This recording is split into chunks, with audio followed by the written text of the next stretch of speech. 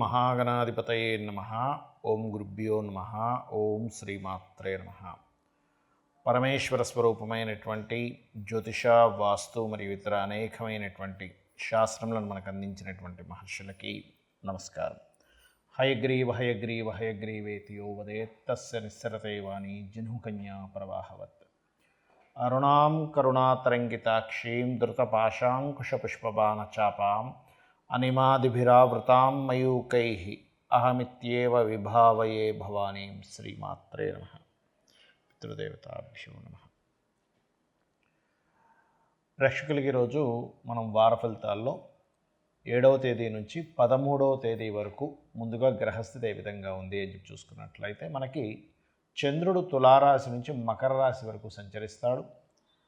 వృశ్చిక రాశిలో శుక్ర బుధులుంటూ ఈ యొక్క బుధుడు 8వ తేదీ నుంచి ధనస్సు రాశిలోకి, ధనస్సులో కుజ మరియు రవి యొక్క సంచారము, కుంభరాశిలో శని, మేషంలో గురువు, మీనంలో రాహువు, కన్యారాశిలో కేతువు యొక్క సంచారం జరుగుతుంది. ఈ యొక్క గ్రహస్థితిని అనుసరించి ద్వాదశ రాశుల వారికి ఏ విధంగా ఉండబోతుంది, ఏ యొక్క విషయాల్లో జాగ్రత్త వహించాలి, ఎటువంటి దేవతా ఆరాధన, ఎటువంటి గోసేవ, ఏ గ్రహ ఆరాధన చేసుకోవడం ద్వారా మీరు ముందుగా రాబోయేటువంటి ఇబ్బందిని తెలుసుకొని ఆ యొక్క ఇబ్బంది యొక్క ప్రభావాన్ని ఏ రకంగా తగ్గించుకోగలరు అనేటువంటి విషయాన్ని ఇప్పుడు మనం తెలుసుకుందాం. కర్కాటక రాశి, కర్కాటక లగ్నము. కర్కాటకం వారు కనుక చూసుకున్నట్లయితే ప్రధానంగా మీకు ఈ వారంలో ముఖ్యంగా 7వ తేదీ అంచనాలు తప్పు వేసుకొని రావాల్సిన లాభాలని పోగొట్టుకుంటారు. కాబట్టి 7వ తేదీ సరిగ్గా అంచనా వేయండి. మీరు చేసే వ్యాపారాలు కావచ్చు, ఏదైనా కానీ మీరు చేసేటువంటి ఎనీ రిలేటెడ్ సంబంధించి ఏదైనా ఒక సంబంధించి దీనికి నాకు లాభం వస్తుంది, ఒక్కోసారి మనం ఎక్కువ అంచనా వేస్తాం. షేర్ మార్కెట్ కావచ్చు, ఎనీ కన్స్ట్రక్షన్ రిలేటెడ్ కాబట్టి ఎనీథింగ్. ఎందుకంటే మన జీవితం అంతా కూడా ఒక ప్రణాళికాబద్ధంగా వెళ్తూ ఉంటుంది. అంటే నేను ఈ పని చేస్తున్నప్పుడు నాకు ఇంత లాభం వస్తుంది, నేను అవతల వ్యక్తికి ఇన్ని డబ్బులు ఇస్తాను, దీని ద్వారా నేను ఇంత పొందుతాను, దీనివల్ల ఇంత సమాజానికి ఇంత లాభం ఉంటుంది అనేటువంటి లెక్కలు ఉంటాయి. ఆ యొక్క విషయాల్లో కాస్త 7వ తేదీ చాలా జాగ్రత్తగా వేయాలి. ఇక 8, 9 తేదీలు కనుక చూసుకున్నట్లయితే ఇక్కడ ఈ యొక్క కాంబినేషన్ ఏదైతే ఉందో 8, 9 తేదీలు ఈ కర్కాటకం వారికి హైయర్ ఎడ్యుకేషన్ రిలేటెడ్ సంబంధించిన విషయంలో నిర్ణయాలకి మరియు ఏదైనా దేవతా సంబంధించిన పుణ్యక్షేత్ర దర్శనాలు చేసుకోవడానికి వీటికి చాలా అనుకూలంగా ఉంది అనేటువంటి చూపిస్తుంది. కాకపోతే 8, 9 తేదీలు మీరు కాస్త ఎవరితోనైనా ఏదైనా కమ్యూనికేట్ చేసేటప్పుడు, కాస్త మాట్లాడుకునేటప్పుడు, ఏదైనా ఒక రాతకోతలు రాసుకునేటప్పుడు కాస్త జాగ్రత్తగా ఉండండి. 10, 11 తేదీలు ప్రధానంగా ఇక్కడ కలిగేటువంటి ఫలితాల్లో ఇక్కడ కూడా కాస్త ఏదైనా మీరు ఎనీథింగ్ ప్రాపర్టీ రిలేటెడ్ సంబంధించిన నిర్ణయాలు లేనట్లయితే తల్లిగారి ఆరోగ్య సంబంధించిన విషయాల్లోని కొంత జాగ్రత్త వహించాలి.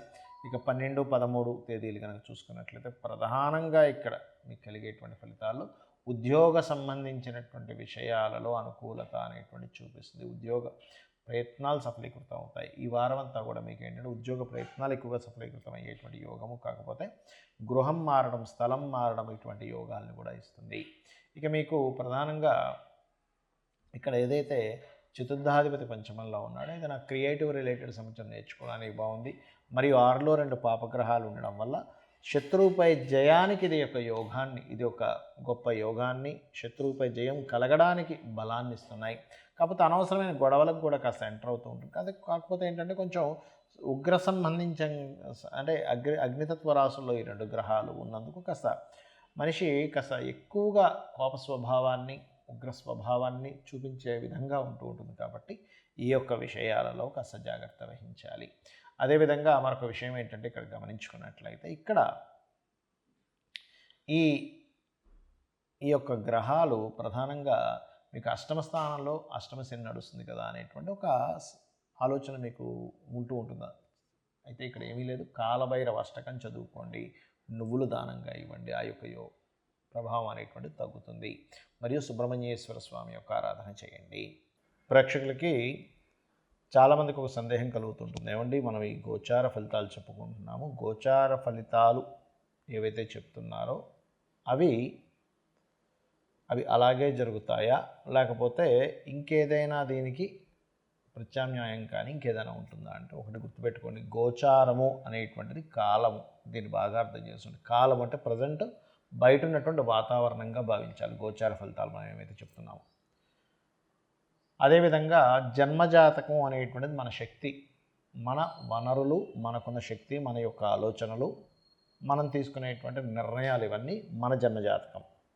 ఈ మన జన్మజాతకము బయట అంటే మన నిర్ణయాలు, మన విషయాలు ఎలా అయితే ఉంటాయో బయట ఉండేటువంటి సంఘటనతో, బయట ఉండేటువంటి వాతావరణంతో సంబంధం ఉంటుంది. అంటే ఎలాగా అంటే ఇప్పుడు ఒక 4 ఏళ్ల క్రితం మనకి కరోనా వచ్చింది. బయట ఉండే వాతావరణం ఎలా ఉందండి అంటే మాస్కులు పెట్టుకోవాలి, దూరంగా డిస్టెన్స్ పాటించాలి, ఇట్లాంటివన్నీ వచ్చాయి. అప్పుడు లేదండి నా ఇష్టానుసారంగా నేను వెళ్తానంటే కుదరదు, ఎందుకు కాలం అలా ఉంది, లేదా ట్రాఫిక్ బాగా జామ్గా ఉంది. అప్పుడు నా మటు నేను వెళ్ళిపోతానంటే వెళ్ళడం కుదరదు, లేదా మార్కెట్లో ఒక ప్రోడక్ట్కి అంత వాల్యూ లేదు. అలాంటప్పుడు దాని యొక్క వాల్యూ ఏంటో తెలుసుకొని దాన్ని బట్టి ప్రోడక్ట్ క్రియేట్ చేయాల్సి వస్తూ ఉంటుంది. అంటే ఎటువంటి ప్రోడక్ట్ను పబ్లిక్ అడుగుతున్నారు అనేటువంటి దాన్ని బట్టి. అంటే ఏంటి, బయట ఉండే కాలం ఎలా ఉందో చెప్పేది గోచార ఫలితాలు. మరి ఈ జన్మజాతక ఫలితాల ద్వారా ఏం తెలుసుకోవచ్చు అంటే, ఈ జన్మజాతకం అసలు ఎలా ఏర్పడుతుందో ముందుగా తెలుసుకోవాలి. మనం చేసినటువంటి ప్రతి కర్మ యొక్క సంబంధంగానే ఈ జన్మ ఉంటుంది. అంటే పూర్వజన్మల్లో మనం ఒక గౌరవాన్ని ప్రతి ఒక్కరికి గౌరవిస్తూ రెస్పెక్ట్ఫుల్గా ఉంటూ అవతల వ్యక్తికి కనుక గౌరవం ఇచ్చినట్లయితే మీ యొక్క రవి భగవానుడు అంటే మీ సూర్య భగవానుడు అద్భుతమైనటువంటి స్థితిలో ఉంటాడు. అలాగే ఎవరి మనసు బాధ పెట్టట్లేదండి, చంద్రుడు బాగుంటాడు. ఎందుకు, చంద్రమా మనసో జాతః అని చెప్పి వేదం చెప్తుంది. అంటే చంద్రుడు బాగున్నాడు అంటే నువ్వు కృతజన్మలో ఎవరి మనసు బాధించలేదు. చంద్రుడు బాగోలేదంటే ఈ జన్మలో నువ్వు బాధపడుతున్నావు మానసికంగా, నువ్వు ఈ జన్మలో బాధపడుతున్నావు మానసికంగా అంటే పూర్వజన్మలో నువ్వు ఇంకొకరి మనసు బాధ పెట్టావు. కాబట్టి కనీసం ఈ జన్మలో అయినా ఎవరి మనసును క్లేదపడేలా చేయకు. అలా అని బాధ్యతల్ని వదిలేయడం కాదు. ఇప్పుడు చిన్నపిల్లవాడు చదవను అంటాడు పుస్తకాన్ని తీసుకొని, అయ్యో వాడిని చదవమంటే మనసు బాధపడుతుంది కదండి. ఆడుతున్న పిల్లవాడిని తీసుకొచ్చి మనం చదవమంటే ఎలాగా, 10th క్లాస్లో ఉన్న పిల్లవాడు వాడు క్రికెట్ ఆడుకుంటా అంటున్నాడు, వాడిని ఇప్పుడు చదవమంటే వాడు మనసు బాధపడుతుంది కదా అంటే అది కాదు. వాడు అభివృద్ధికి ఏది దోహదం అవుతుందో దాని గురించి నువ్వు కాసింత కోప్పడ్డా, అవతల మనిషి యొక్క మనసు బాధపడ్డా అది ఆ యొక్క వ్యక్తికి, అమ్మాయికి కావచ్చు అబ్బాయికి కావచ్చు, ఆ వ్యక్తికి ఉన్నతమైనటువంటి విషయాలకు తీసుకెళ్తుంది అన్నప్పుడు ఈ కించిత్ మనసు సంబంధించినటువంటి ఇబ్బంది తప్పు కాదు. అంటే ఎలా అంటే ఒక బాస్ ఉన్నాడు, ఆ బాసు కంపెనీలో ఒక వ్యక్తి సరిగ్గా పనిచేయట్లేదు అనుకోండి, అయ్యో ఆ వ్యక్తిని ఇప్పుడు అంటే మనసు బాధపడుతుంది కదా, ఇది పాపమా అంటే అది పాపం కిందకి రాదు, అది నీకు కర్మ కింద అంటదు. నీ బాధ్యతగా నువ్వు చెప్తున్నావు, ఆ వ్యక్తి ఆ బాధ్యతను సక్రమంగా చేయాలి. ఎందుకంటే ఒక ఎంప్లాయీ కనుక చేయవలసినటువంటి కర్మ సరిగ్గా చేయకపోతే అతనికి శనిదోషం ఏర్పడుతుంది. అంటే ఏమిటి, ఇక్కడ ఈ జన్మలో సరైనటువంటి జాబ్ దొరికి సరైనటువంటి బాస్ ఉండి కూడా నువ్వు కర్మ సరిగా చేయకపోవడం వల్ల తర్వాత జన్మల్లో ఏమవుతుంది అంటే శని యొక్క ప్రభావం సరిగ్గా లేకపోవడం వల్ల జాబ్ దొరకదు. అంటే ఇక్కడ మనం బాధ్యత ఏంటి, కర్మ ఏమిటి, ధర్మం ఏమిటి, ఇటువంటివి తెలుసుకోవాలి. ఇవన్నీ చెప్పేదే మనకు భగవద్గీత. ఆ రకంగా రవి రెస్పెక్ట్ ఇవ్వడం ద్వారా, చంద్రుడు మనసు క్లేదపడకుండా ఉంచేటువంటి వాటి ద్వారా, కుజుడు నీ యొక్క అన్నదమ్ములతో లేదా నువ్వు భూమి సంబంధించిన దోషాలు చేయకపోవడం ద్వారా చక్కటి ఫలితాలు ఇవ్వడము, శుక్రుడు వివాహ సంబంధించిన విషయాల్ని, బుధుడు నీ యొక్క బుద్ధి లేదా నువ్వు పూర్వజన్మలో చేసిన నీ బుద్ధితో చేసినటువంటి పనుల ద్వారా, లేదా నువ్వు రిలేషన్స్లో ఉండేటువంటి రిలేషన్స్ ద్వారా, ఇలా ఒక్కొక్క గ్రహము ఒక్కొక్క భావము నువ్వు పూర్వజన్మలో చేసినటువంటి కర్మ ఆధారంగా వస్తుంది. ఈ కర్మ ఆధారంగా వచ్చినటువంటి ఈ యొక్క గ్రహాలు ఎక్కడెక్కడ ఏ ఏ స్థానాల్లో స్థితి పొందున్నాయో చూసుకొని దానికి తగ్గట్టుగా ఇప్పుడు నువ్వు ఈ జన్మలో నువ్వు కృతజన్మలో చేసిన కర్మ ఏ రూపంలో నిన్ను నడిపిస్తుంది, దాన్ని నువ్వు అధిగమించాలంటే భగవత్ సంబంధించినటువంటి స్వరూపాలలో నువ్వు ఏ స్వరూపాన్ని నువ్వు ఆరాధిస్తే ఆ కర్మ నుంచి తప్పించుకుంటావు, ఏ గ్రహాన్ని నువ్వు గనక ఆరాధించగలిగితే ఆ యొక్క కర్మ నీకు తొలగుతుంది. నీ మనసులో, నీ యొక్క బుద్ధిలో, నీ యొక్క ఆలోచన విషయాల్లో ఎటువంటి ఆలోచన పరివర్తన నువ్వు తెచ్చుకోగలిగితే నీ యొక్క కర్మ తొలగుతుంది అనేటువంటి చెప్పేదే ఈ యొక్క జ్యోతిష్ శాస్త్రం. అంటే దీన్ని బట్టి ఏమిటి, నువ్వు ఎందుకు ఎదగట్లేదు, నీకు ధనయోగం ఏ రకంగా వస్తుంది, రావట్లేదంటే ఎలా చేస్తే వస్తుంది, ఏ దేవతా ఉపాసన చేస్తే వస్తుంది, నీకు బంధువర్గాల్లో ఎందుకు ఇబ్బందులు వస్తున్నాయి, నీకు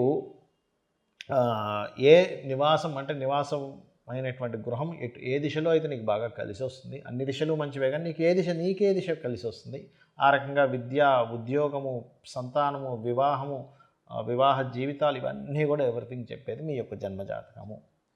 ఈ యొక్క జన్మజాతక ఫలితాలని, గోచార ఫలితాలని రెండింటిని తెలుసుకొని మీ యొక్క జీవితాన్ని అద్భుతమైనటువంటి మార్గం వైపు నడిపించుకుంటారని నా యొక్క అమ్మవారి అనుగ్రహంతో పరిపూర్ణంగా కోరుకుంటూ శ్రీమాత్రే నమః.